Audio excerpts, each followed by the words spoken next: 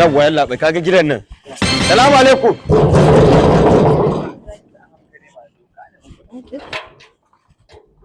Ka ganta nan ita ce budurwar tawa. Kira min mamaki wadda ta haife ki. Ban gane ba. A'a to zaki tsaya jayayya ne ko? Kina ganin hukuma ne ba faraka bane hukuma ne. Ki kira min mamaki wadda ta haife ki. Ki kira ta.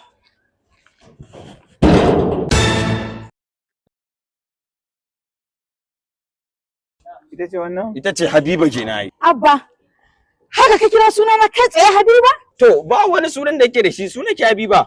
Ko suke in ƙara miki wani inkiyan da ƴan uwanki ƙawayenki suke kiran ki na yaranta. Mun ce miki Habiba ba. Ga wannan zance in kun je ofis can ku yi shi. Kin dai gane wannan? Au, sai ka ce min da hukuma kake tafe. Ai ba ma ganka ba sai yanzu. To, ya shigar da ke ƙara. Na gane shi. Ai saurayin ƴata ne. Yau wato ya shigar da ke ƙara. Ƙara akan me? Sakamakon aiki ta tambaye shi kuɗi.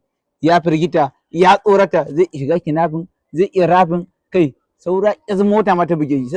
Ya haɗi mata kan shi ya haukace wallahi. Azumi ya ta tambaye shi kuɗi.